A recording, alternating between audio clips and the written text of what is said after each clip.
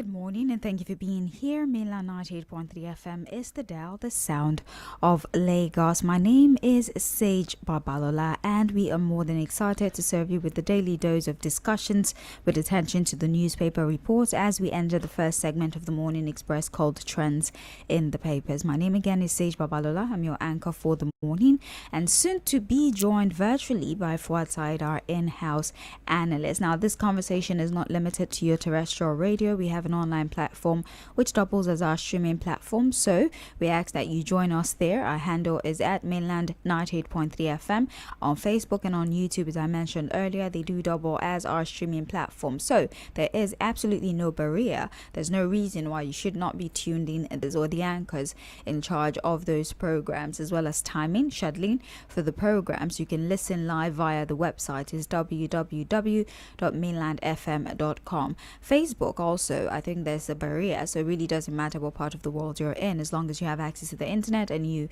have access to the application Facebook, you can be a part of the majority of the programs that air on this platform. Welcome once again to the Morning Express on Mainland 98.3 FM. As I mentioned earlier, we are getting into the first segment of the program, which is Trends in the Papers. Now, as the name suggests, we would be paying attention to stories that have been reported on the front covers, and we would expand these conversations into even further with our analysts who will join us virtually in a bit. However, we would like to look at the updates on weekend reports. It's our practice here every Monday. We look at stories that had trended over the course of the weekend. We try to refresh your memory, and this is quite important because a lot of these stories sort of spill into the new week, and there's usually an information gap. A lot of people don't know that there had been new developments over the weekend, so we do the best we can. Today's information, please allow us to look at the Punch newspaper.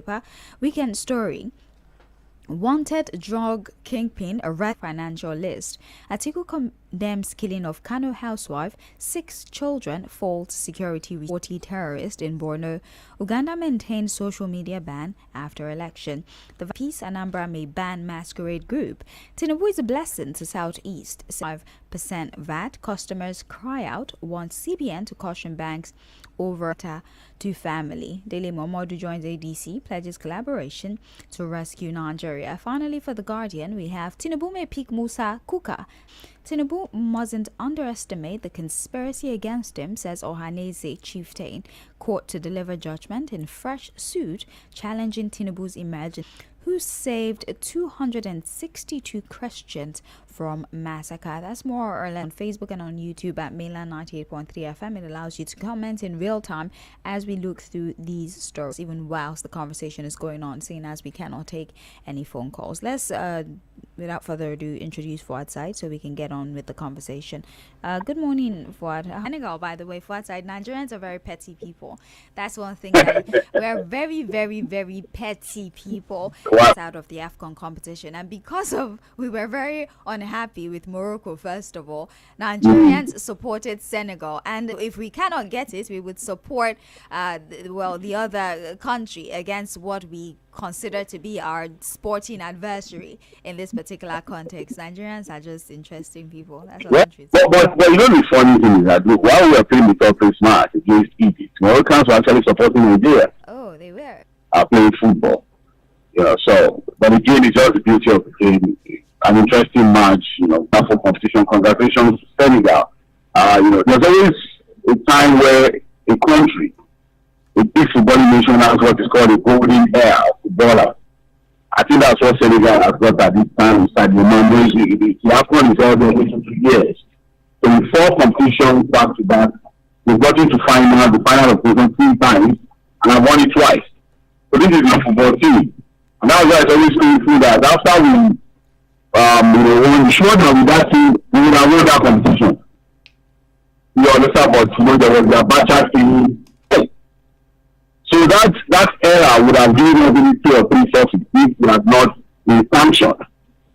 Well, as Senegalese are celebrating their win, we were met with a lot of disturbing information on a national level, and I would just like to highlight the unfortunate murder. Said that they've arrested 3 suspects, one of which happens to be her nephew, and they have been accused of also being responsible for a number of gruesome killings that had happened in the state. According to The Guardian, the nephew had confessed to the crime because they found bloodied clothes, the mobile phone of the woman in question. For the last child, who was some months old, was dumped in a well. It was slit into how they were killed. For outside the criminality.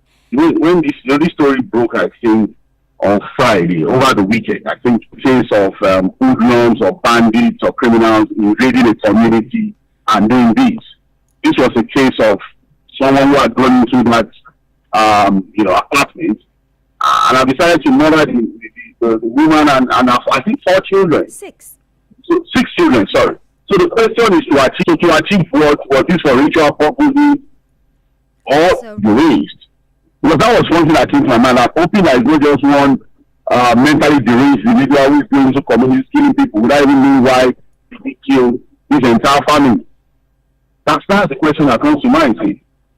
Well, there are information on social media, or there is in the media, has told us that is why. So I'll just hold on that information, and hopefully following investigation, if it is confirmed, we will definitely run. I don't understand it. I don't understand how you have to be as a human being to do that to another person. If you are, why do you have to go into an apartment, kill the mother, 6 children? What was he trying to achieve?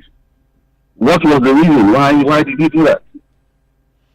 Well, 3 is supposed to be a safe place, and home is not just the house; it's also your families, the people around you, the people you can run to. So, if somebody who is a representation, or is supposed to be a representation of what home is set to be involved, again, he's a suspect until proven guilty, then where really is safe for an average person? Very, very unfortunate. Atiku Abubakar has spoken on this. He found guilty. But if this is a continuous crime, then maybe they have a lot of work to do. They need to understand, do we have a serial killer on our hand? Have they murdered other people? Because sometimes when you get serial killers, you don't have account of all their victims.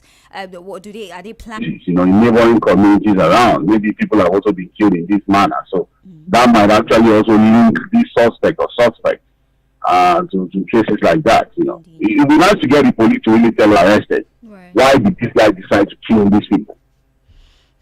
Straight during the 2018 massacre, he passed that even as we deal with each other of different faiths, you're Christian, I can have, and over 200 Christians still have their lives today because of the risk that this imam took in 20.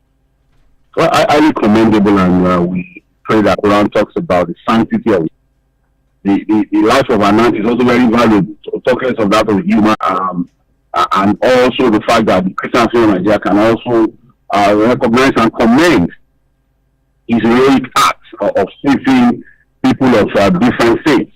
I just wanted to emphasize, these were weekend stories, but I just wanted to emphasize it because there was a lot of conversation about these subject matters over the weekend, and I thought, well, we can as well get expert opinion on it this morning before we get into the most relevant stories of the day. Fuad, NFI Financial Intelligence Unit has said Nigeria's exit from the financial have validated the financial integrity reform implemented since 2023.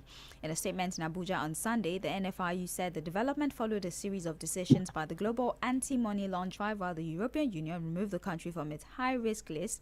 It's performed when it comes to prosecution of those who are said to be involved in financial impropriety, money laundering, amongst other things. Nigeria was on that list because, well, we were performed. And the NFIU saying, well, this is as a result of the effort of security operatives in Nigeria, for example, the EFCC, the reforms of the government, tracing those who are involved in financial misappropriation, amongst other things. So, Fuad, what is your analysis of again, I think it's becoming case systems, the systems to identify lost funds, and money laundering is also a very big crime.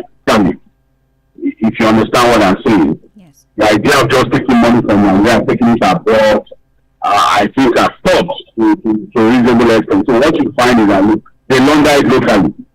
And that's why you see that, for example, a man is being tried, paid, and they are from Miami allegedly to look at the number of properties linked to him. In the past, those are the kind of money they will take out. So now that it's, because again, when he wants to take these money out too, he might even run into trouble with the government of some kudos. The EFCC particularly, I think that is with him at the airport. The reality is that beyond the areas and what have you also have to when it comes to issues like this. I would say Nigerians read the first part opinion of the Chris sells screwdrivers in Indonesia, and that whether or not he sells screwdrivers is inconsequential to his report, and that they are discrediting the, I would say, or they're questioning the credibility of his report regarding the insist on one article by some trader, an article. Why is it coming talking about the insecurity and particularly the Christian gender? The New York Times. Written by who? Well, again, in reality, if you understand what I'm saying, the report of Nigeria paying $9 million to a lobbying firm, it's not a joke. If you understand what I'm saying, part of the effort would also be that you have to also do things like this. I've told you, it's not only in Nigeria. Even in foreign platforms, they have planted opinion articles about the idea of also trying to change what is happening in Nigeria, and conclusion of it as Christian genocide. You understand what I'm saying about the idea of Christian genocide? Again, the framing of the issue by the U.S. government is questionable. We said this severally. This idea of just limiting it, oversimplifying the insecurity in Nigeria to mean that these things are targeted only at Christians. And once you oversimplify an issue like this, it becomes problematic. If you understand what I'm saying. Yes. Or not, it's enough or not enough to make the U.S. decide that this was Christian genocide. Remember, again, that the people running the U.S. government at this time also have their own agenda. The fact is, Nigerians are being killed. Whether the U.S. calls it Christian genocide or not, the reality is that Muslims, Christians have been killed in Nigeria. And that we cannot deny. That fact you cannot change. We stand out some of these things law. People plan stories, killings across different parts of the country. Those things that Christians are being killed. And it will be problematic for us to oversimplify this thing by saying it's not Christian genocide. Has outspaced domestic refineries with 62% supply in 2025. The dominant source of fuel consumed in Nigeria in 2025, accounting despite the commencement of the operations, steady ramp up in production and the distributions, as revealed by the latest midstream and downstream sector. The state of the midstream and downstream petroleum sector marketing companies accounting for 11.85 billion liters through import, highlighting the markets. It is basically telling us that despite all the progress that we've made when it comes to progress that we have made with domestic refining, domestic supply, 62% supply in 2025, about 80 on this trend for outside. At what point are we fully going to settle into the idea of domestic refining and domestic consumption? There seems to be some sort of renewed rigor, tide rather, of continued importation of the products into the country. Sage, yes. First and foremost, we have to question and probe that I personally cannot even trust until when we are sure that, look, a lot of reforms have happened at that level. Because again, remember that even before the removal of subsidy, yes, there were these arguments about, and then immediately subsidy was taken, we know that in 2025, on a daily basis, Nigerians were consuming over 16 million liters a day of petrol. How? Where? So, based on that is what they are now saying that we still accounted for over 60%, just about 70% of our local needs. Or putting all the things they are putting out is to contribute get other refineries working. If you are not having what Dangote has done, and if you understand anything tangible as to what we want to do with our local for 1 year, that it has not been confirmed that those refineries are not working. I think the last time we had a serious conversation about refinery, nobody has told us anything tangible. This figure. With what Dangote is going through and his investment, do you think any reasonable investor would also want to come into the business? The price war then, it's not good into the country. Can you trust an energy price that was not available to anywhere in the world? So it's a complete mess. Well, that is that. As we see it on the front page of the reduced, right? Let's see if we can take care of our own needs. And it's not a paucity of laws to encourage domestic refining. As I said, the government had initiated a 15% tax be set aside for domestic refining, amongst many other protection laws, to make sure that the country is able to take care of its needs. However, none of these laws have been able to do anything. So why are we going to the longer thing? And they cannot work. Let's see how to sell it. Maybe we're going to buy the importation and transportation because we can even export. We find petroleum import in Naira. You do have a point. We should be selling crude. And to join the live stream, I'll keep emphasizing that at Milan 98.3 FM. I'm Sage Babalola. I'm talking here with drags Makinde to EFCC, the human breach of trust involving the 30 billion naira chairman, Mr. Olarewaju Suraju, and addressed the EFCC chairman, Mr. Olanipekun queried the status of the. First of all, we wouldn't have known that some 30 billion was released to the anything whatsoever. However, they also had given an explanation that the 30 billion that they received from the government was untouched. They had put that money in a bank, the 30 billion in a bank. Billion out of 30 billion you have released to victims, and you're claiming. You see, number one, nobody's going to buy. Well, that's what politicians now do. Nothing so far has been said by the elected government.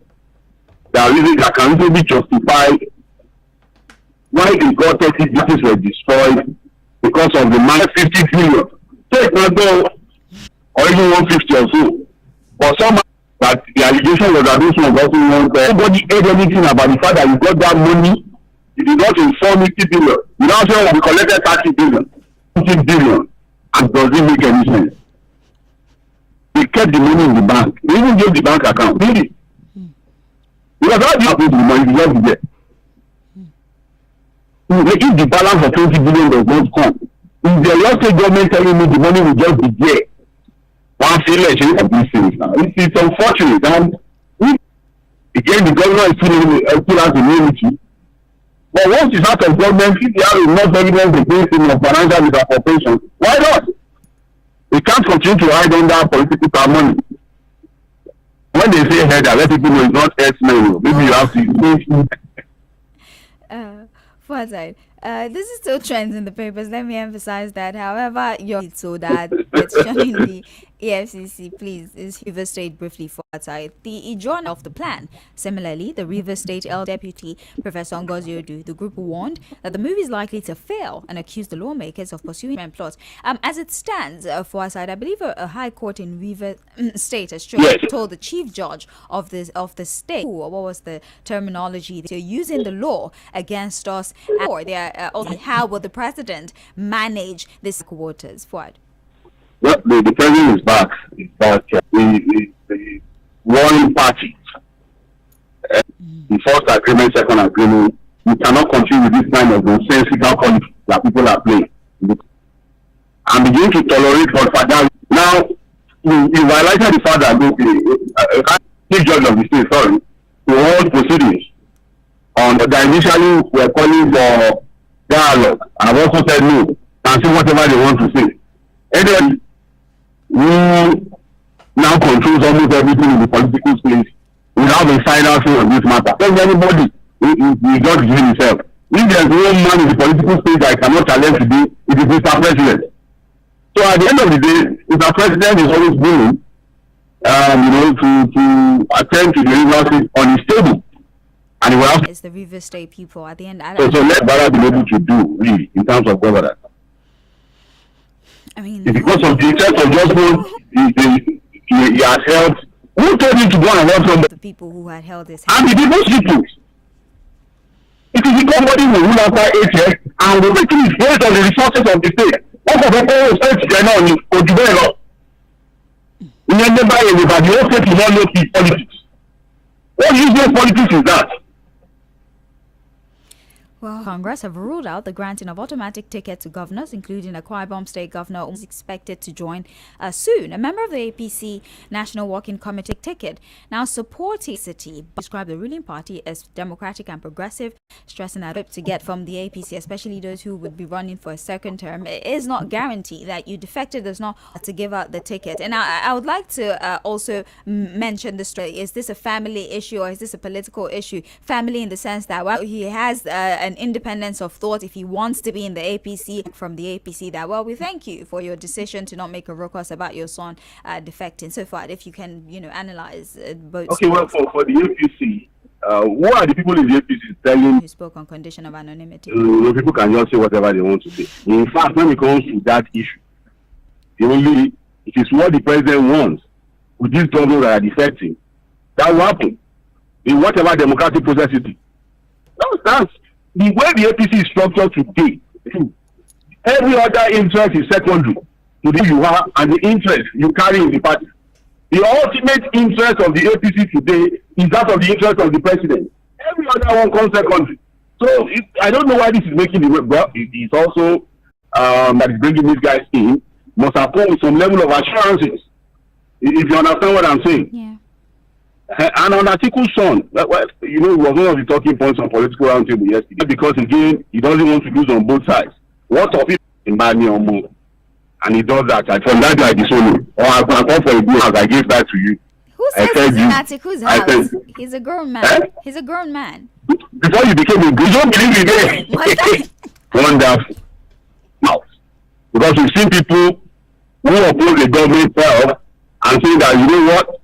I think what I think that that young man, from you, I just told you, my son does that. Son does not even believe in your abilities to lead the country. Why should we, the electorate, believe in your own capacity?